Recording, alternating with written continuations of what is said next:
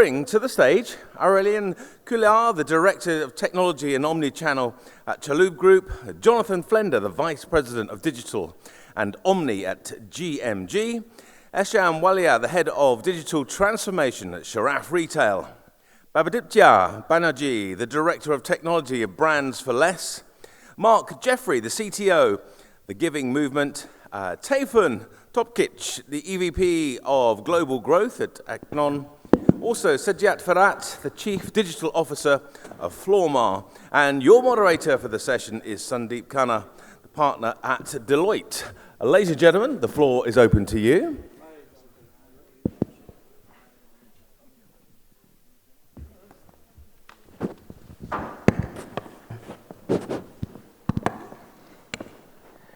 Thank you, and thank you to my esteemed panel today. And we've heard a lot in the last few years about omnichannel, unified commerce, seamless, terms we all hear time and time again.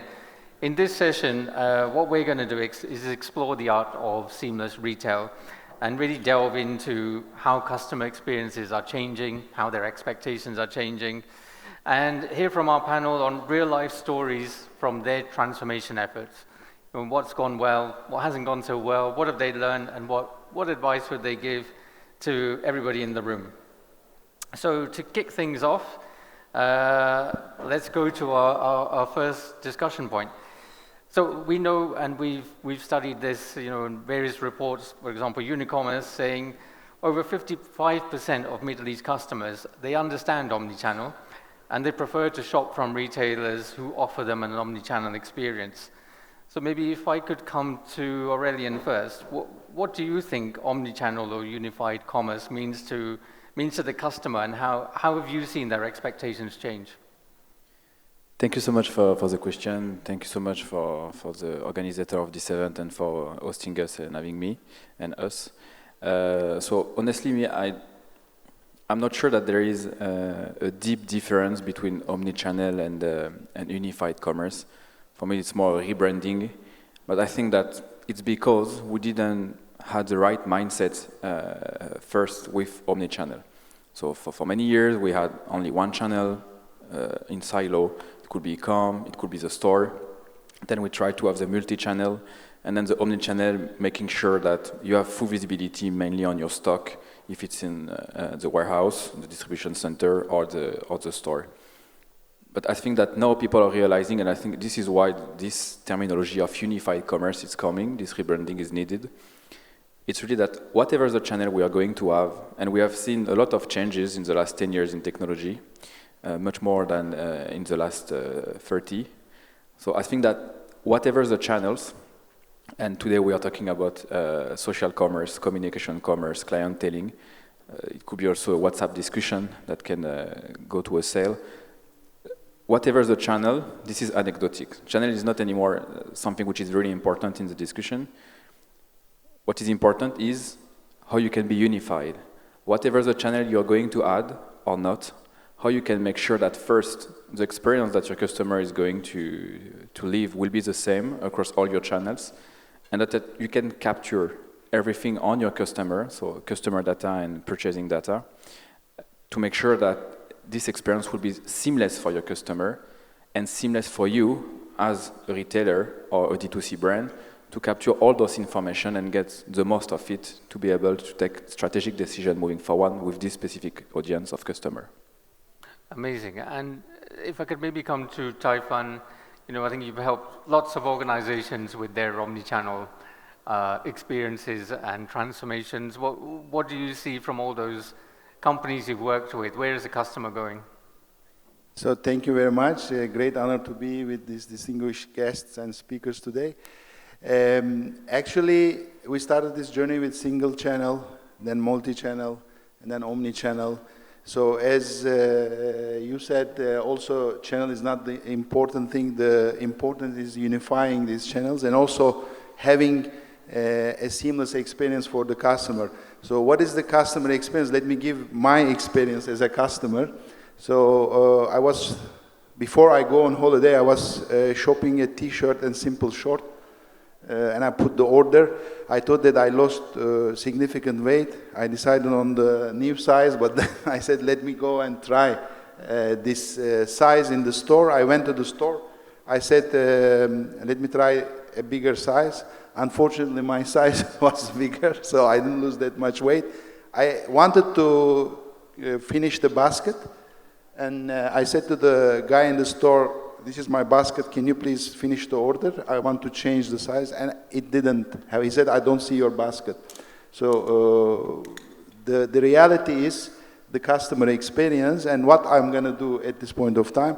So as Akinon, as an e-commerce, as a unified commerce provider, we really integrate all these front-end channels with the back-end system seamlessly, and we give one single platform and one seamless experience to our customers by consolidating all these channels with products, with customer interactions and payment systems.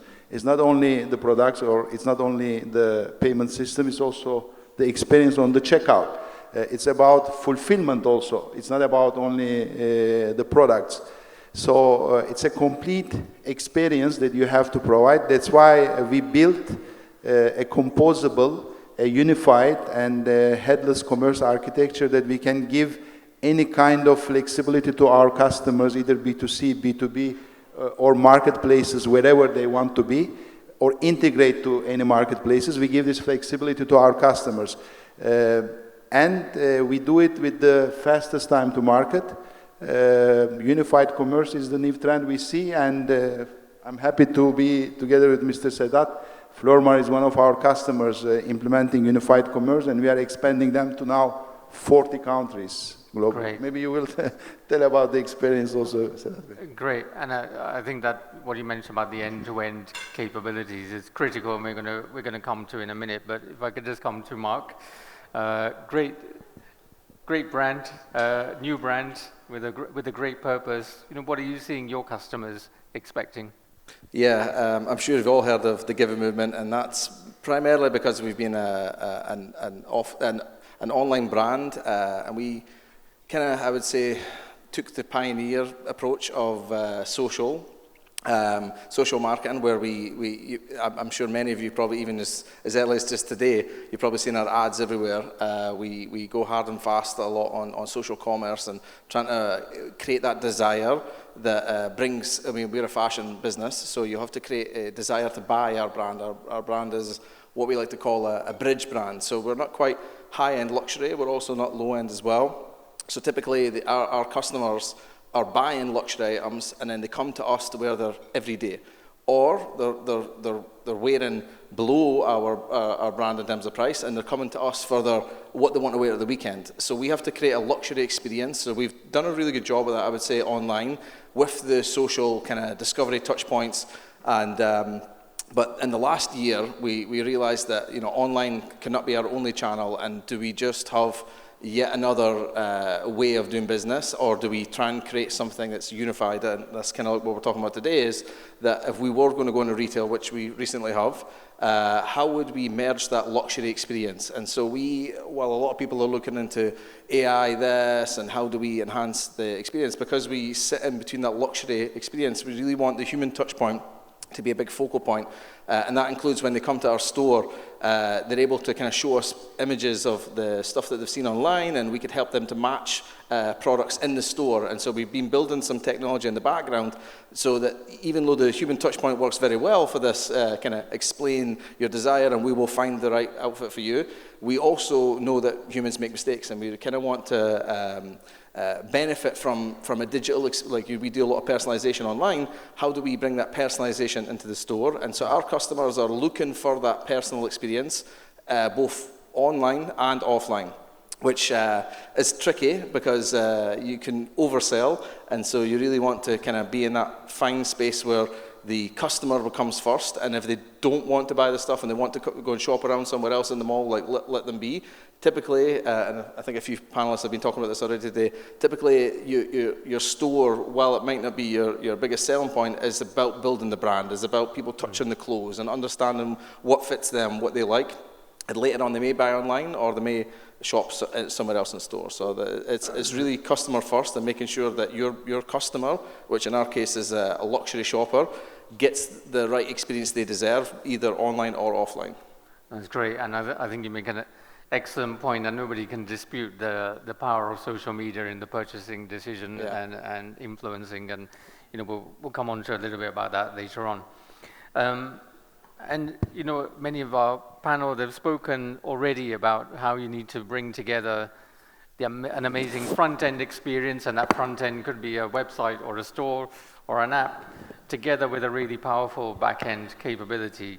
So if I could maybe come to Jonathan, how are you as a business innovating your seamless experiences and bringing together this front-end and back-end capability to respond to these changing demands of the customers? Thank you, Sunny.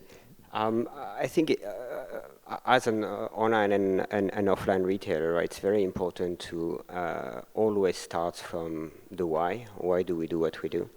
And really coming from a deep place of trying to solve a consumer problem. Today, people are flooded with ads, products, offering, channels, and too often we are trying to force feed products into customers' mind or throats.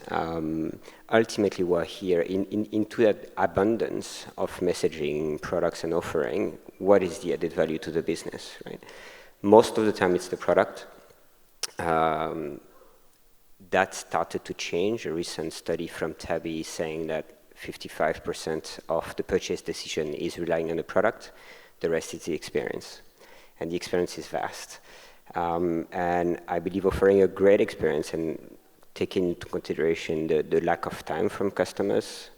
We talk about seamless a lot, fine, which is essentially an absence of friction and absence of frustration as well. So the best seamless experience is actually the transparency of the experience. When the customer feels that they barely started that purchase journey, is already finished, and the product is at their doorstep, right? This is the best experience you can offer. The quickest and the fastest way to get a refund or return a product as well is very, very critical. I tried recently Temu to buy random things because that's what they have. One item was missing out of the order. And as much as the app is pretty amazing and seamless, I couldn't find a way to indicate that one item was missing from my order out of the online app. And I had to go using my desktop.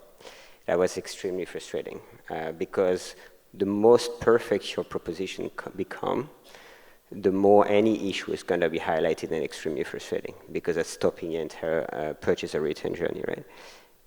The return itself from the desktop experience went through bots, and it was pretty amazing. Took me 15 seconds to get the missing item reshipped, but nevertheless, that part was really a problem. Yeah, no, I think you make some fantastic points, and I think when customers don't have to think about the shopping experience, that's when you're succeeding. And maybe if I can come to Ishan, a different category to Jonathan, a lot of electronics and consumer electronics. What are you innovating? What initiatives have you got in place at Sharaf to drive this omni-channel or unified experience? Thanks, Sunny. Beautiful question. Being on the consumer side and being on the producer side as well, we have to think from both the angles and what fit best for your business. Sharaf Retail, we are a fashion house. We do fast fashion, and we are also a bridge brand, how the gentleman explained, right? So we have to be the right place at the right time. We switch the fashion every 45 days. Catering to these kind of demands, there are two things which are very important for us. One is supply chain, and second is planning. So using the Gen AI technologies and new assistive technologies, we have come up with a few of the things which require a lot of change into the technology side. Doing the planning at the right time and getting the right kind of a data is important. At the same time, processing that data and changing it to the right information is also important. A data as a set does not mean anything to you unless you can derive information out of it, right? And use it for your own purposes.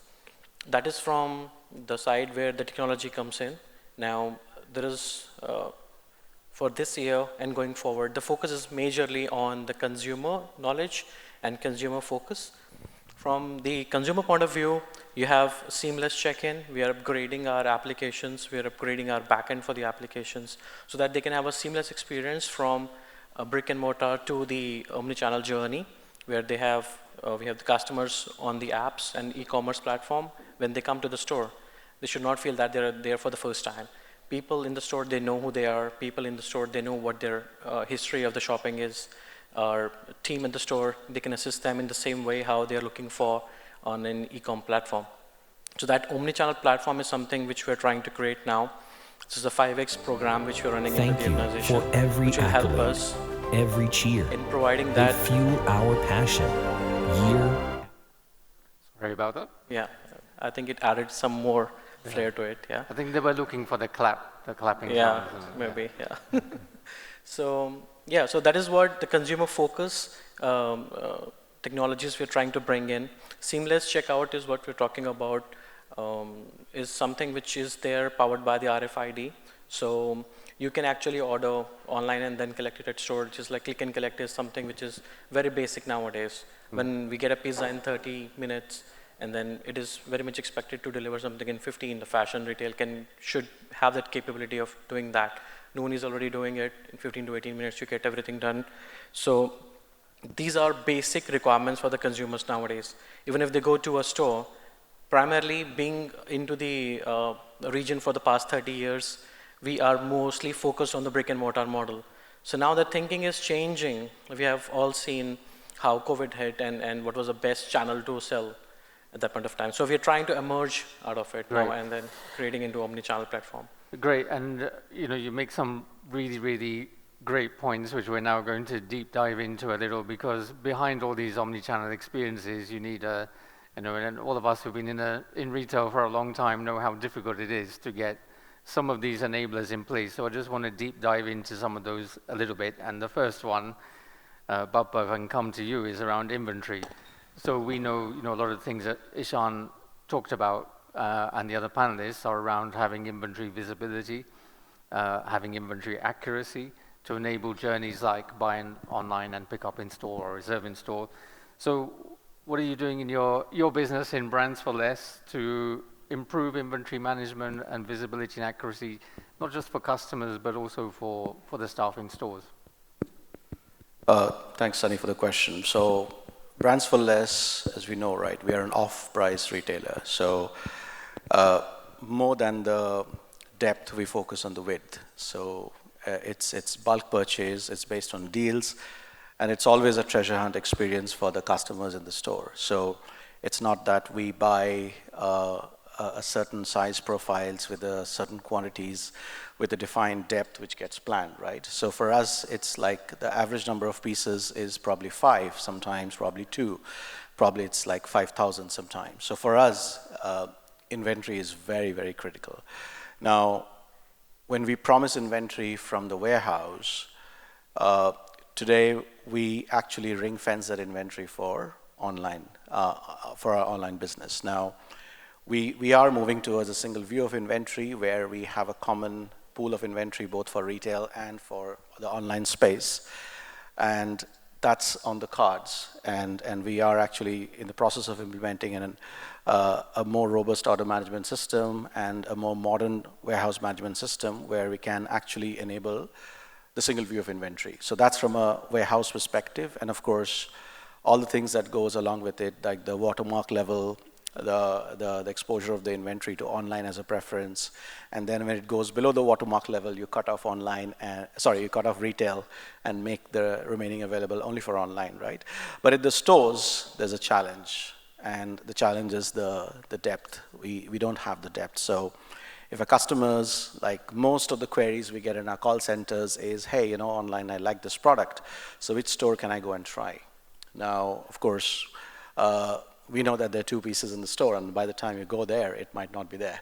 So, so there's a challenge for us in terms of exposing store inventory and even telling the customer if a product is in the store. So for that, we have implemented RFID. So 90% of the products are RFID enabled.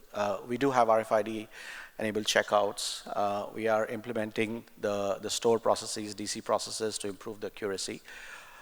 So in future, what we plan to do is we would have certain categories and subcategories where we will expose the stock from the stores, not every category. And for those categories, of course, there will be a certain threshold. So if you have like 10 pieces, we'll of course not promise all the 10 pieces to the customer online. We'll probably show them 3 or 4. And then we also have to invest a lot on the store process. So if a customer has actually reserved something online to pick up in the store, or an inventory which is supposed to be fulfilled from the store, we immediately go and use technologies like we have Geiger count technologies, which are more driven by RFID, a proper layout of the store, the floor plan of the store, where the store staff knows within 5 minutes that this product is there, and it goes and picks that product and reserves it for the customer or fulfills to the customer. So these are the different initiatives that we are taking. And could I ask, Bappa, so you know, you're going through this journey now. What would be your top tip to anybody in the room who's thinking about or just embarking upon this journey? I think the top tip is establish your inventory processes well, the DC processes, the store processes, and have an order management system which can cater to real-time changes in your inventory positions in calculating the demand and supply, as well as the back end of the e-commerce engine, where inventory needs to be persisted and it needs to be replenished from the order management system on a need basis. So always try to establish that balance, that you don't want to expose everything as available to promise, as well as you don't want to undercut and show it to the customers. And another thing which we have to do essentially is when we are showing products on the listing page, we have to know that the customers like his size are like a wear shirt of 42 or a wear trouser, whatever it is. So the rankings on the search will have to follow that priority. Right. You don't want to go and search where the top 5 products don't have your size and you're like off the conversion. Great. I think lots of good tips there for anybody embarking on this. And I think linked to inventory is also having a robust supply chain to enable these omni-channel experiences. And maybe if I could come to Siddharth as a brand, as Flormar, what have you done and what advances have you made in your supply chain? I think you supply, you also have stores to enable unified commerce. Well, first of all, thank you so much for having us. This is such a privilege. I represent the brand. Flormar is a cosmetic company. We are actually producing our own products within our own factories. We have presence at 40 countries as e-commerce, and we have physical stores in 70 plus countries with the wholesale over 100,000 points. So if you're looking at an operation that big, I think supply chain plays an enormous role in this, as you know. And I think I can say 2 things, especially since we're talking digital today. The new terminology, which is digital shelf availability, is something that so many people need to be so careful about. What we do is actually we sell beauty, we sell cosmetics. We have one job, which is actually uplift women's mood with color and the trend. So we have to listen to our consumers very closely to understand what they want and what product they need to be able to get a hold of. So if you think about it, digital availability in the wholesale points, in marketplaces, in stores is very important. And the journey starts with in our stores. Once they visit any store, the relationship between products, I was actually at an event in New York in the beginning of January, the big talk was still retail stores. Gen Z is talking about retail stores. The experience is still there. So we see customers coming to our physical stores, so the availability and the new trendy products being there is so important. and then actually having that journey, taking them with us. We have an application where we track our customers through our loyalty system, where we can actually show them the products they see online, and then close the gap is really important. Our online technologies are powered by Akinon. We have been working with them since the beginning of 2022, and we see that actually when a customer is looking for a product, even if it's for replenishment, if the product is not there, the loyalty goes down and you miss the customer to some other brand, and that's very easy. Yeah. So to be able to see that, I think one of the challenges is find the trendy products on shelf as soon as possible, and when they want it and how they want it. And again, with the whole marketplace and wholesale points of view, it's really hard. One thing I can suggest, I know so many people are listening today, is one thing we have been doing recently is reviews.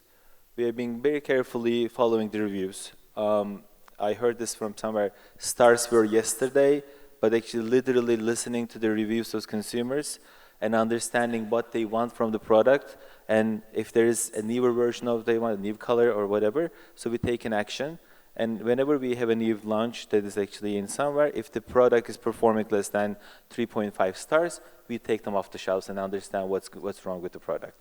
So back to the supply chain question, I think it's definitely an essential part of the whole operation, as we all know. And we still think that retail store availability for experience is there, but we're trying to make this whole journey more digitalized as much as possible. Great, and very interesting you said that, new generations are coming back into the store, and I wanted to pick this point up with Aurélien next in terms of people overhype the death of the store. What do you think the role of the store is going forward? We've heard a lot about this thing called showrooming, for example. What is your view? So our group, Chalhoub Group, is a creator of luxury experience since 70 years. We have 8 own brands, and we have more than 300 partners. Most of them are coming from the world of LVMH. So in our case, for sure, there is no plan at all that the store becomes a showroom, right? Today, the majority of our revenue still is done through the retail store, 85%, versus online. Even the online is growing year on year, and we invest a lot, and we believe that it's a digital transformation which is needed for our group. The retail store are extremely important for us because it's focused on the experience. The challenge that we have is to reproduce this experience online or through any channels. That's the challenge that we have today. But for sure today, the store that we have, they are a big store, right? A lot of square meters.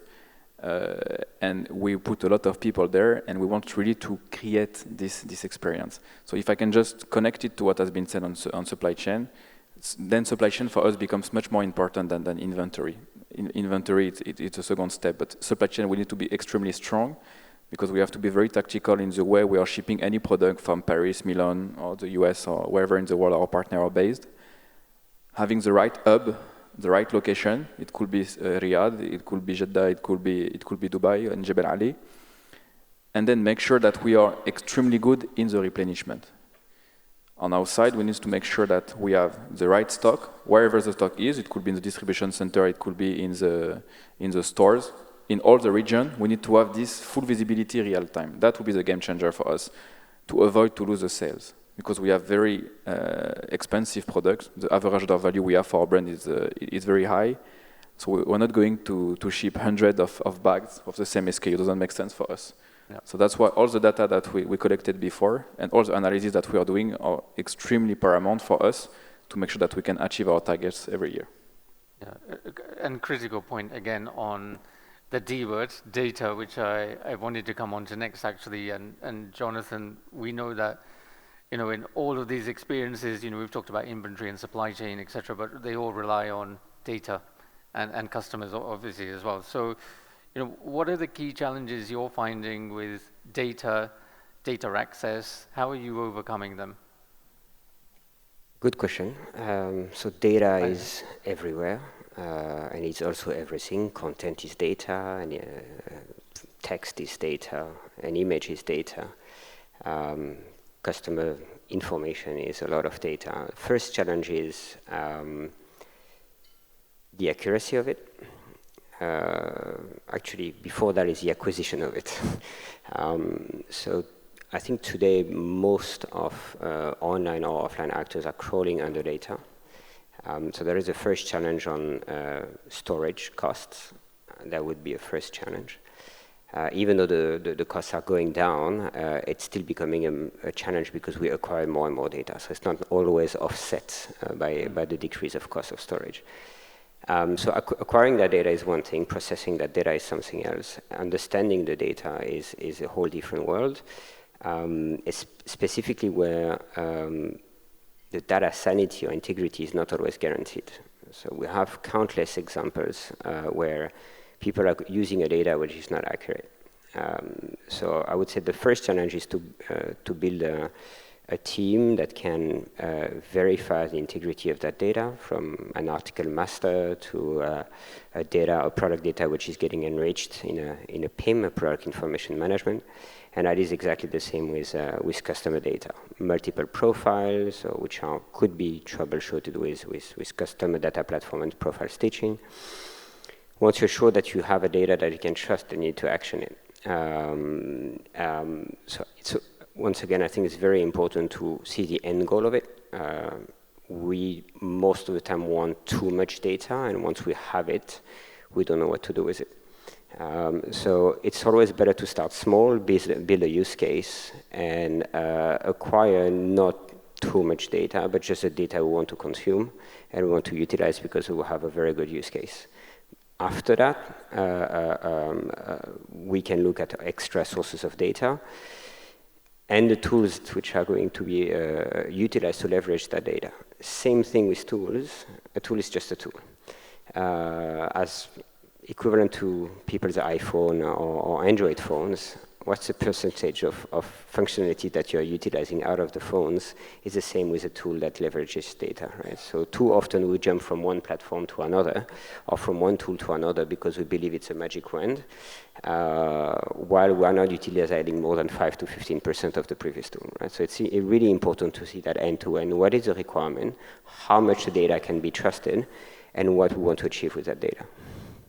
I think some excellent points, and I'm sure all our panelists have hit some of those same challenges and trying to work their way through. And we know also, in the loyalty area, data is critical.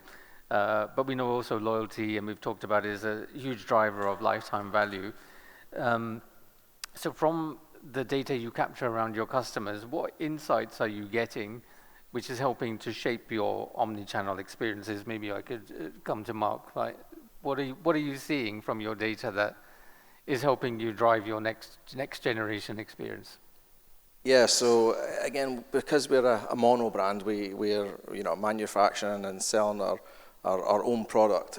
We sell it in a way that we want it to be sold, but yet we learn from ways that people buy as well. So we have a situation right now where you probably notice a lot of people when they buy our stuff, they buy matching sets. And that was no coincidence. We seen a pattern in the data, and we, of course, jumped right on top of that insight, and now we kind of show these sets in a certain way to a certain audience. But also, taking that to retail is what we found is it isn't so popular in retail to actually buy matching sets. So I guess it's what what we're displaying online and how we position the merchandise in the store makes a big difference. So we tend to while we combine the data from both offline and online, we also separate the insights because it's slightly different. The customer experience is just slightly different enough that the way that they shop in the store and the way that they shop online, the touch points that they see before they come to the store and before they shop online can be different. And so we merge the data together, and we have challenges with that as well. It's actually quite difficult to actually get data when you're working in retail as well. It's challenging that customers don't always want to give us certain data, and obviously we need to ask permission in this case. We do find a lot of insights that are different across both channels, and we definitely take that with kind of say ethical sense, so that we don't want to use the data from online to then market to them in store and things like this as well. So we try and separate the characteristics of that data as well to make sure that we do right by our customers and give them the experience they deserve. I think a really great example of where, you know, the behavior is different between channels, and you responding, you know, differently to give people what they want wherever they're shopping. I think it's a fantastic example. Maybe I think we're running out of time now, but maybe if we talked about social commerce a little earlier, and you know, there are some reports, Forbes, for example, where they're saying, you know, in the next few years it's going to reach, you know, $2.9 trillion globally in terms of retail going through social commerce. Aurélien, how do large-scale retailers such as yourself, with, you know, multiple brands in the luxury space, how do you build this into your unified experience? Very, very good question. So of course you cannot ignore social commerce. We have strong partnership with the main actor, the TikTok, the Snapchat, the Google, the Meta of this world. But I think that it's evolving so fast that we should step back, right? For me, it's not about social commerce, it's more about communication commerce. Because on top of any social media, there is a lot of tool now that you can use to communicate with any of your customers. So I think that the same guiding principle should apply, which is a way to be able to communicate, to be relevant in your communication, be relevant in your targeting, adapt your communication to the audience that you have, and make sure that there is consistency across all your different communication, whatever the channel it's using. And the reality is that today, social commerce is extremely important, and we have strong partnership with them at a regional and at a global level as well. But technology is evolving so fast that I prefer to keep it as communication commerce, because I don't know what will happen in 3 years, right? Maybe it will be a new social media tool, or maybe it will be a new communication tool that we have no idea. With also all the evolution of hardware. I mean, we just have now the Apple Vision Pro. This is making us asking a lot of questions of what would be the future of our experience, how we'll have to partner with hardware, software, apps, and any of those current players. So we know that some player will win, some will lose, a new player will come. So we have to be ready and keep in mind the customer experience, and the communication consistency. Great, and I think on that note, we do not know what's in store for the next 3 years, but you know, our panel have shown us they're taking some great actions to really transform their businesses and the experiences for their customers. So firstly, thank you very much to our panel of esteemed guests. Thank you for listening, and thank you Retail Images ME for hosting this conference.